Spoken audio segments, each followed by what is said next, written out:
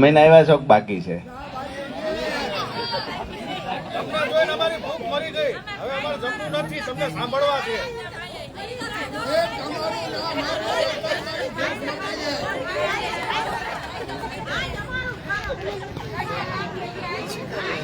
પેલા બેને એક નક્કી કર્યું છે કે જે કરો એ બહુ બધી સભાઓમાં આવ્યા, પણ આજ અમારું કઈક નક્કી કરીને જજો. વાત એ છે કે જે આપણા પ્રશ્નો છે, અહીંયા બેઠેલા તમામ લોકો આ પ્રશ્ન જાણે છે. ક્યાંક ને ક્યાંક વ્યવસ્થા પરિવર્તનની લડાઈ લડવા માટે આપણે બધા ભેગા થયા છીએ. વ્યવસ્થા પરિવર્તનની લડાઈ માત્ર કમલેશભાઈ લડશે, માત્ર અમૃતભાઈ, માત્ર વિક્રમભાઈ, માત્ર રાણા સાહેબ લડે, માત્ર બેન માધવીબેન લડે, પછી વર્ષાબેન. આનાથી આ લડાઈ પૂરી નથી થવાની. આ લડાઈમાં ક્યાંક ને ક્યાંક દરેક વ્યક્તિએ ખંભેથી ખંભો આપવાનો છે, ત્યારે પરિણામ મળશે. તમારો આક્રોશ બિલકુલ વ્યાજબી છે, બેનનો જે આક્રોશ છે એ બિલકુલ વ્યાજબી છે, પણ આજે આક્રોશ શા માટે પેદા થયો? ક્યાંક ને ક્યાંક આપણી જે અપેક્ષાઓ હતી એ મુજબ જે લોકો ચૂંટાણા છે એને કામ નથી કર્યા, છતાંય મત લઈ ગયા છે. છતાં પણ આવા લોકો મત લઈ જાય છે. મહત્વની વાત, આજે મંચસ પર બિરાજમાન ખાન સાહેબ, અમારા નવનિયુક્ત શહેર પ્રમુખ, આમ તો હવે મહાનગરના પ્રમુખ કમલેશભાઈ કોટેચા, અને આગળ જતા મારી વાતમાં જો તમારો રણકાર અને ઉત્સાહ દેખાય તો પછી એને મહાનગરના સભ્ય તરીકે જાહેર કરું, પણ થોડી વાર રહી જઈએ.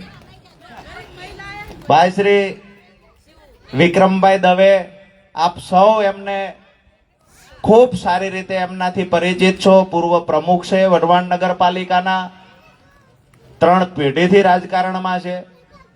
અહીંયા જ હમણાં કવિ હૃદય અને ખૂબ સારી એવી વાત કરી ભાઈ અમૃતભાઈ, વિધાનસભાના પ્રભારી યુવા આગેવાન એવા ભાઈ શ્રી દીપકભાઈ, સાથે જ આમ આદમી પાર્ટીમાં અને ખાસ કરીને ગુજરાતની મહિલાઓની વેદનાને વાચા આપવાના ભાગરૂપે આમ આદમી પાર્ટીમાં જેને ખૂબ મહત્વનું યોગદાન અને જેના પર ખૂબ મહત્વની જવાબદારી છે એવા અમારા બંને બહેનો માધવીબા હોય કે પછી વર્ષાબેન હોય, સાથે જ મંચસ પર બિરાજમાન તમામનો તો પરિચય આપ્યો, પણ આ તમામનો પરિચય અહીંયા જે રહેલા આગેવાનો છે તો એ આગેવાનોની ઓળખ, આ તમામની પાછળ જવાબદાર કોણ છે? જવાબદાર સામે બેઠેલા મતદારો છે. ગુજરાતનું, સુરેન્દ્રનગરનું, વઢવાણનું પરિવર્તન લાવવા માટે જો સામે બેઠેલા મતદારો મન બનાવી લેશે તો અહીંયા બેઠેલા લોકોની તાકાત અનેક ગણી વધી જશે. તો આપ સૌનું દરેક સભાઓમાં આમ તો ગુજરાત જોડો જનસભા અંતર્ગત આયોજન થાય છે, પણ આજે રતનપરમાં હું ખાસ કહીશ કે આજની પરિવર્તન સભામાં આપ સૌનું રાજુ કરપડા સ્વાગત કરું છું. પ્રશ્નો ઘણા બધા છે, મુદ્દાઓ ઘણા બધા છે. ખેડૂતો માટે લડીએ છીએ, મજદૂરો માટે લડીએ છીએ, ક્યાંક સિંચાઈના પાણીનો પ્રશ્ન છે, ક્યાંક સમયસર કનેક્શન, વીજ કનેક્શન નથી મળતું એનો પ્રશ્ન છે, ક્યાંક ને ક્યાંક ખરેખર મજદૂરો પણ પરેશાન છે, ખેડૂતો દેવામાં ડૂબેલા છે, કમોસમી વરસાદ પડે વળતર મળતું નથી, અતિવૃષ્ટિથી વળતર મળતું નથી. આ તમામ મુદ્દાઓ ખેડૂતોના છે, પણ શહેરમાં રહેલા લોકોના મુદ્દા શું છે? હું એવું માનું છું કમલેશભાઈ, રતનપરમાં રહેતા મોટા ભાગના લોકો ખેતીના વ્યવસાય સાથે જોડાયેલા છે. રતનપરમાં રહેવાની મજા શું છે? રતનપરમાં કોઈએ ગામડાનો અનુભવ કરવો હોય તો ગામડાનોય થાય, ને સિટીનો અનુભવ કરવો હોય તો સિટીમાંય થાય. આ રતનપરની મજા છે. મોટા ભાગના લોકો ખેતીના વ્યવસાય સાથે જોડાયેલા છે. ગામડામાં રહેતા હતા એટલે દીકરીઓ, હવે દીકરાને કોઈ દેતું નતું તો આ માવડીઓએ નક્કી કર્યું કે આપણે સુરેન્દ્રનગર સિટીમાં રહેવા વયા જઈએ. અહીંયા આવ્યા હતા, ખબર પડી કે આ કરતા તો અમારું ગામડું સારું હતું. વાસ્તવિકતા શું છે? ચૂંટણી ગયા પછી ચૂંટાયેલા નેતા આપણી વચ્ચે આવતા નથી, આપણી સમસ્યા સાંભળતા નથી.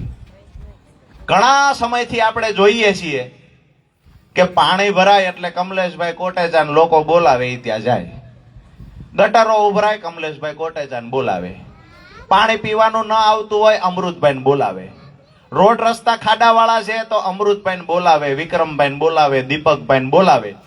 હમણાં એક ઘટના ઘટી કોઠારિયા પાસે. આપણે હોટલ, કઈ હોટલ તમારી પર કેસ કરવામાં આવ્યો? કેસરિયા બાલમ. કેસરિયા બાલમ પાસે એક ઘટના ઘટી કે એ વિસ્તારમાં પાણી ભરાઈ રહ્યું. એક બેનને પ્રસૂતિની પીડા ઉપડી. હોસ્પિટલ લઈ જવાના હતા બેનને. એ જ સમયે એમ્બ્યુલન્સ એમના ઘર પાસે કે એમની શેરીમાં નહોતી જઈ શકે એવું આ લોકોને ફોન કર્યો. આ સમયગાળા દરમિયાન એ બેનને જે પ્રસૂતિની પીડા હતી એના કારણે પરિવારનો આક્રોશ હતો, શેરીવાળાનો આક્રોશ હતો. તો ક્યાંક ને ક્યાંક રોડ પર આવ્યા કમલેશભાઈ, દીપકભાઈ, એમના માટે અવાજ ઉઠાવ્યો. તો તંત્રએ શું કર્યું? રોડ બનાવવાનો હતો એ રોડ ન બનાવ્યો, પાણી નિકાલ કરવાનો હતો એ ન કર્યો, કમલેશભાઈ ઉપર કેસ કર્યો. કમલેશભાઈ પર કેસ શા માટે થયો? કમલેશભાઈ પર એટલે કેસ થયો કે બેન દીકરીનો અવાજ બનીને કમલેશ કોટેચા બહાર નીકળ્યા છે. આ ગુજરાતની અંદર ભાજપના શાસનમાં પછી અમરેલીની વાત હોય, પાયલ ગોટી પર અત્યાચાર થયો, અવાજ બનીને આમ આદમી પાર્ટી નીકળી. આજે આમ આદમી પાર્ટીનો નેતા ચૈતર વસાવા જેલમાં છે. જ્યારે યુવાનોના પેપરો ફૂટ્યા, બેરોજગાર બનાવવાના પ્રયત્ન થયા યુવાનોને, ત્યારે આમ આદમી પાર્ટી એનો અવાજ બનીને નીકળી. 67 કાર્યકર્તાઓને સાબરમતી જેલમાં કોઈએ નાખવાનું કામ કર્યું હોય તો ભાજપના નેતાઓએ કર્યું છે. તળપદા કોળી સમાજની વાત કરીએ, દરબાર સમાજની વાત કરીએ, દલવાડી સમાજની વાત કરીએ, પછી ઠાકોર સમાજની વાત કરીએ તો અમદાવાદમાં ઠાકોર અને માલધારી સમાજને ઘર વિહોણા કરવાનું કોઈએ કામ કર્યું હોય તો ભ્રષ્ટ ભાજપના નેતાઓએ કર્યું છે. કયા મોઢે આપણી વચ્ચે મત માંગવા આવે? આજે આપણા ખેડૂતો દિવસે દિવસે દેવાદાર બનતા જાય છે. ગામડાઓમાં હાલત જોઈ છે, ખેડૂતોની પીડા જોઈ છે. અમારા ખેડૂતોના ઘરાણા બેંકમાં ગીરવે પડ્યા છે. જે પરિવારમાં ખેતીનો વ્યવસાય કરે છે પુરુષ, એના ધર્મપત્નીને જઈને પૂછો તમારું સોનું દાગીનું ક્યાં છે? દરેક પરિવારમાંથી અવાજ આવશે કે અમારા માથાનું પછી દાગીનું હોય તોય ભલે, મંગળસૂત્ર હોય તોય ભલે, કાનની બુટી સહિત અમારી બહેનોનું ઘરાણું આજ બેંકમાં ગીરવે પડ્યું છે. પાપ કોઈએ કર્યું હોય તો ભાજપના નેતાઓએ કર્યું છે. અહીંયા રહેલા ધારાસભ્ય, એના ખાણોના ખાડા નથી દેખાતા. અહીંયા રહેલા ધારાસભ્યને રતનપરની અંદર ભરાતા પાણી નથી દેખાતા. અહીંયા રહેલા ધારાસભ્યને ગટરો ઉભરાય છે નથી દેખાતું. પીવાનું પાણી સમયસર નથી આવતું, એની રજૂઆત કરવા જઈએ છીએ ત્યારે મને જાણવા મળ્યું કે લોકો જ્યારે રજૂઆત કરવા જાય પોલીસને આગળ કરી અને કમિશનર એમને ધમકાવે, દબડાવે અને પાછા મોકલી દે. કઈ સ્થિતિનું નિર્માણ કર્યું છે? આ માટે આપણે ધારાસભ્યને મત આપ્યા છે. તાકાત હોય ધારાસભ્યમાં તો રતનપરમાં આવી અને એક વખત ખાણું વિસ્તારની મુલાકાત કરે.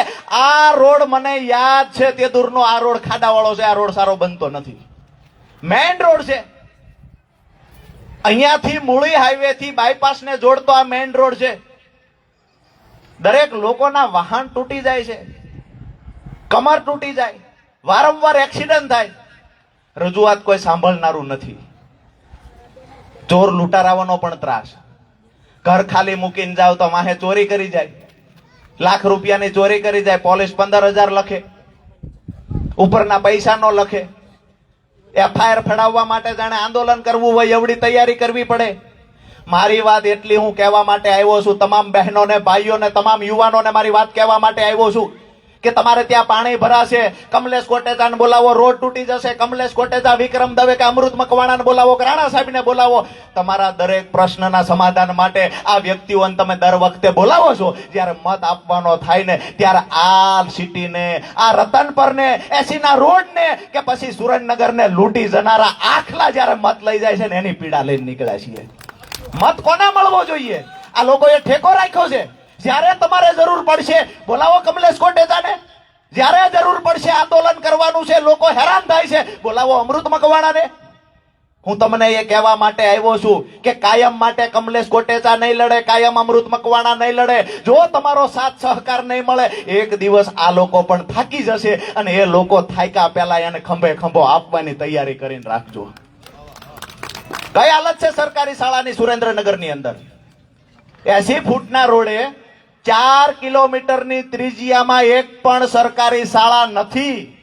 આજે સુરેન્દ્રનગરના ગામડાઓમાં બાળકોને ભણાવવા મોકલવા છે. ઘણી બધી એવી સ્કૂલો છે કે ત્યાં શિક્ષક સ્કૂલે જતો નથી, 60,000, 70,000, 80,000 જેવો પગાર શિક્ષક ઘરે બેઠા લે છે અને અમુક જગ્યાએ પોતાના બદલે 10,000 નો દાળીઓ મોકલે છે. આ સિસ્ટમનું નિર્માણ થયું છે. દરેક ગામડાઓની અંદર આ પરિસ્થિતિ છે. શિક્ષણ વ્યવસ્થા કથળી ગઈ, યુવાનો બેરોજગાર બન્યા, મહિલાઓ મોંઘવારીથી પીડાય છે. ક્યાં ગયા ભાઈ? જે ભાઈ કહેતા હતા કે મારી બહેનોને ધુમાડા ન ખાવા પડે એટલા માટે ગેસના બાટલા આપ્યા હતા મફતમાં ગેસના બાટલા આપ્યા હતા. આજે અભેળિયા ચડાવી દેવા પડ્યા. બહેનો બેન મારી બેન કરીને બાટલા આપ્યા. ભાઈની તાકાત જ નથી રહી કે બાટલો ભરાવી હકે, ખંભે ભાઠા પડી ગયા બનેવીને. કાયમ માટે કહેતા હતા નરેન્દ્રભાઈ, એને હંમેશા બહેનની ચિંતા કરી. બનેવીની હાલત શું થઈ ક્યારે ઘરે આવીને પૂછ્યું છે ખરા?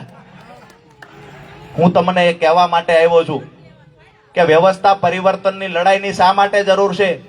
અહીંયા આજે સુરેન્દ્રનગરને મહાનગર તરીકે જાહેર કરવામાં આવ્યું.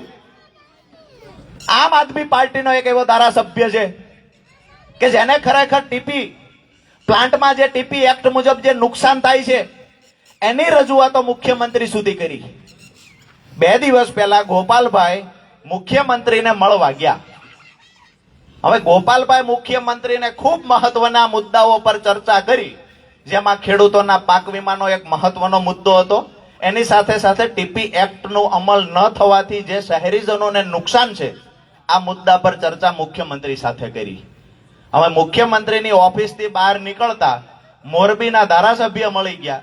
મોરબીના ધારાસભ્ય મળ્યા, હાય હલો થયું. મીડિયાની અંદર માત્ર એક ફોટો ચાલ્યો, મોરબીના ધારાસભ્ય ગોપાલભાઈ મળ્યા. 2 મુદ્દાની વાત તો કરો. ટીપી એક્ટની રજૂઆત ગોપાલભાઈએ કરી છે, તો વાત બોલો. ખેડૂતો પાક નુકસાનથી વળતર નથી મળતું એના માટે મુખ્યમંત્રી કિસાન સહાય યોજના લાગુ કરવાની વાત કરી છે ગોપાલભાઈએ. એ મુદ્દા પર તો ચર્ચા કરો. આ ચર્ચા નથી થતી. દુર્ભાગ્યની વાત છે મારી તમારા માટે કે આ ચર્ચા થતી નથી. અહીંયા બેઠેલા લોકો મને દેખાય છે મોટા ભાગના આપણે ગરીબ અને સામાન્ય પરિવારમાંથી આવીએ છીએ. આજે આપણને પૂછનારું કોઈ નથી. બાળકની ફી ભરવાની હોય, 2 મહિના ઘરમાં કરકસર કરવી પડે. મારી વાત સાચી? હા કે ના? બહેનોએ 2 મહિના કરકસર કરવાની હોય. તહેવાર આવે ને ત્યારે આગોતરી બહેનને ચિંતા હોય છે કે આ તહેવાર કેવી રીતે ઉજવશું. રક્ષાબંધન આવે છે, આપણા ઘરે બેન રાખડી બાંધવા આવે, એ બેનને શું દેશું ને આજે પ્રશ્ન થઈ રહ્યો છે. આજે આપણી બેનની પીડા સમજવા વાળું, આપણા પરિવારની પીડા સમજવા વાળું, ગરીબની પીડા સમજનારું આ સત્તામાં કોઈ બચ્યું નથી. માત્ર ને માત્ર દરેક વ્યક્તિઓનો ભ્રષ્ટાચારમાં, દરેક વ્યક્તિઓને રોડ ખાવા છે, નાળા ખાવા છે, ગટર ખાવી છે. દરેક જગ્યાએ ભ્રષ્ટાચાર સિવાય કઈ બચ્યું નથી. અહીંયા જયારે ટીપી એક્ટની વાત કરવામાં આવી છે, સુરેન્દ્રનગરમાં પણ જે હવે મહાનગરપાલિકા તરીકે જાહેર કરવામાં આવ્યું છે, તો અહીંયા પણ ક્ષેત્રફળમાં વધારો થશે. તો ટીપી એક્ટ મુજબ અમુક જમીનો લેવામાં આવશે. તો જે જમીન લેવામાં આવે છે, આજે હું આ વાત એટલા માટે કરું છું કે આજ દિવસ સુધી ઇતિહાસમાં માત્ર એક જ ધારાસભ્ય એવો કેમ આવ્યો કે એ ધારાસભ્યએ આ મુદ્દે રજૂઆત કરી. જે 40% જમીન કપાત પેટે લઈ લેવામાં આવે છે, એ 40% લેવાનો ક્યાંય કાયદો નથી, કોઈ ચોપડીમાં ઉલ્લેખ નથી. તેમ છતાંય વર્ષોથી 40% જમીન કપાત પેટે લઈ લેવામાં આવે છે. આ પાણી શા માટે ભરાય છે? આપણે ત્યાં પીવાનું પાણી પ્રેશરથી શા માટે નથી આવતું? આપણે ત્યાં ઊંધા ઢાળમાં રોડ ને ગટરો કેમ થાય છે? ક્યાંક ને ક્યાંક જયારે ટીપી એક્ટમાં જે ઉલ્લેખ છે એ મુજબ તમારી જમીનનો જે સર્વે કરવામાં આવે કે ઢાળ કઈ બાજુ છે, ટોરો કઈ બાજુ છે, ક્યાંક ને ક્યાંક ઓકળું કઈ બાજુ છે, વેણ કઈ બાજુ છે, આ તમામ પ્રક્રિયા પસાર કર્યા પછી, તમામ પ્રકારનો સર્વે થયા પછી તમારે ત્યાં ખરેખર રોડ ક્યાં બનાવવો, ગટર કયા ઢાળમાં આપવી, આ બધી વ્યવસ્થા, નળના કનેક્શનો કયા ઢાળમાં આપવા, નળની લાઈન કઈ રીતે નાખવી, આ બધું સર્વે થયા પછી નક્કી થાય છે. આપણા સુરેન્દ્રનગરની હાલત શું છે? એક પણ પ્રકારનો સર્વે થયો નથી. ભોગાવો આમ છે, ગટરો મોઢા આમ આપવામાં આવ્યા. 80 ફૂટના રોડે, નવા 80 ફૂટના રોડે વરસાદ વરસી રે, માત્ર 1 ઇંચ વરસાદ વરસે એટલે 2 દિવસ સુધી નવા 80 ફૂટના રોડે જાણે 4 લાઈન હોય એવી રીતે રોડ જે તે સમયે નકશો બનાવી નાખ્યો. રોડ એવો ન બન્યો. આજે એ રોડમાં જે પાણી ભરાય છે એ પાણી બે દી સુધી નીકળતું નથી. મેઇન રોડમાં પાણી નીકળતું નથી. આપણે ત્યાં સ્થાનિકોને પૂછીએ કે પાણી કેમ નીકળતું નથી, તો કહેવામાં આવે ઢાળ આમ છે અને રોડનો ઢાળ આમ આપવામાં આવ્યો છે. ક્યાંક ને ક્યાંક સર્વે થતો નથી, એટલે સરવાળે હેરાનગતિ આપણી થાય છે. આજે સુરેન્દ્રનગરમાં મોટા ભાગના વિસ્તારમાં આ પ્રશ્ન છે અને સર્વે થયા વગર રોડ બનાવવામાં આવે, ગટર બનાવવામાં આવે, પાણીની લાઈનો નાખવામાં આવે, આ સમસ્યાનું ક્યારેય પછી નિવારણ આવતું નથી. આજે રતનપરમાં ભરાય છે ને મોટા ભાગના વિસ્તારોમાં પાણી, આ સમસ્યાનું નિરાકરણ એટલે નથી આવતું કે જ્યારે અવાજ ઉઠાવવાનો હતો ત્યારે અહીંયા અંગૂઠા સાપ નેતાઓ બેઠા હતા, ત્યારે એને ખબર નહોતી, ત્યારે એને અહીંયાથી આપણો ચીફ ઓફિસર નગરપાલિકાના હતા, એ ક્યાંક આમને આમ જ થશે એટલે એ ક્યાંક ઓકે સાહેબ એમ થશે. ક્યારેય કોઈએ સવાલ પૂછ્યો નથી. આજે અમે 2-4 દિવસથી સોશિયલ મીડિયાના માધ્યમથી મને મોરબીના સવાલો પૂછાતા હોય એવું લાગે. ઈસુદાનભાઈની સભામાં વળી પાછા 2-3 હમણાં લંગુરિયાઓ વિડિયા મૂકે, મીડિયા સામે આવીને એવું કે સવાલ તો પૂછશું જ, તે સવાલ તો 100 વાર પૂછશું, આપવાળાને જવાબ દેવો પડશે.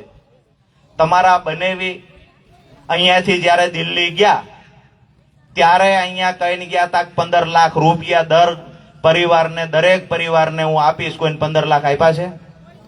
આ સવાલ થવો જોઈએ કે ના થવો જોઈએ? થવો જોઈએ કે ના થવો જોઈએ? 2 કરોડ યુવાનોને રોજગારી મળી, હા કે ના? કાળું નાણું પાછું આવ્યું, હા કે ના? ખેડૂતોની આવક ડબલ થઈ ગઈ? નથી થઈ. સવાલ ત્યાં થવો જોઈએ, સવાલ ત્યાં થવો જોઈએ. વઢવાણના ધારાસભ્યને ગોતીએ છીએ, મળતા કેમ નથી? સવાલ ત્યાં થવો જોઈએ. વઢવાણના ધારાસભ્ય 89 ફૂટના રોડે રોડ કેમ બનાવી શકતા નથી? ગટર ઉભરાય બંધ કેમ કરાવી શકતા નથી? પ્રસૂતાની પીડા કેમ સમજી શકતા નથી? આ સવાલ થવો જોઈએ. સાંસદ સભ્યને સવાલ થવો જોઈએ. ભાજપના નામે મત તો માંગી ગયા છો, આજે અમારો વિસ્તાર પીડાય છે, આજે રતન પર પીડાય છે, આજે સોમનાથ ચોક પીડાય છે, આજે 34 ફૂટના અહીંયા 34ના રોડે રહેનારા લોકો પીડાય છે, આજે રામેશ્વર આસપાસમાં રહેતા લોકો પીડાય છે, ખાણ વિસ્તાર અને બાયપાસના લોકો આજે પીડાય છે. બોલવા વાળું કોણ? આપણા માટે બોલનારું કોઈ નથી. આપણા માટે બોલશે તો કોણ બોલશે? અહીંયા બેઠેલા નેતાઓ બોલશે અને એ નેતાઓને મત આપી અને મહાનગરપાલિકામાં બેહારવાની જવાબદારી તમારા માથા પર છે. નિભાવશો, હા કે ના? બાકી તો જ્યારે જ્યારે પણ ચૂંટણીઓ આવે છે ત્યારે લોભ, લાલચ, દાબ, ધમકી આ બધું થતું હોય છે. અહીંયાથી આજની સભાનું જે આયોજન થયું, દરેક સભામાં અમને જાણવા મળે છે કે ક્યાંક ને ક્યાંક સભાની અંદર આવતા લોકોને રોકવામાં આવે છે. અહીંયા પણ એવું થયું હોય છે. 5 આગેવાનોને કહેવામાં આવે કે સભામાં કોઈ જાતા નહીં. કેમ નહીં જવાનું ભાઈ? કેમ નહીં જવાનું?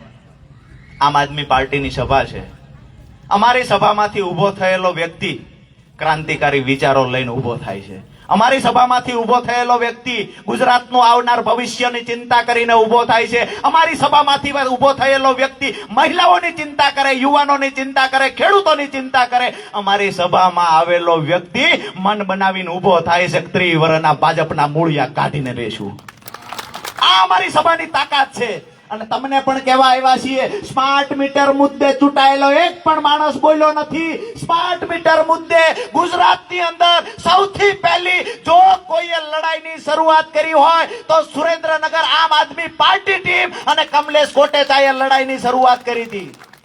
ક્યારેય આ વાતને ભૂલતા નહીં. અને આજ પણ જ્યારે કોઈ સ્માર્ટ મીટર લગાવવા આવે છે ત્યારે ચટ્ટાન બનીને તમારા ઘરના દરવાજે ઉભા રહેવાની તાકાત પણ આમ આદમી પાર્ટીના નેતાઓમાં છે.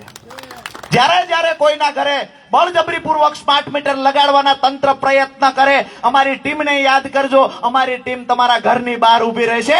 પીજીવીસીએલમાં તાકાત હોય તો લાવવી હોય એટલી પોલીસ લાવીને બતાવે. અમારે પણ જોવું છે એની પોલીસમાં તાકાત જાજી છે, આમ આદમી પાર્ટીના સૈનિકની તાકાત જાજી છે.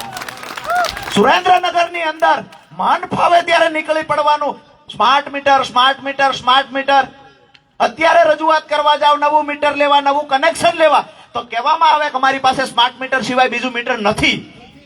થોડાક દિવસ છે દાદા, થોડાક દિવસ છે. જો ઓફિસો ખાલી કરીને અધિકારીઓને ભગાડીએ નહીં તો નક્કી કરીને રાખજો, આમ આદમી પાર્ટીમાં આવ્યા નકામી વાત છે.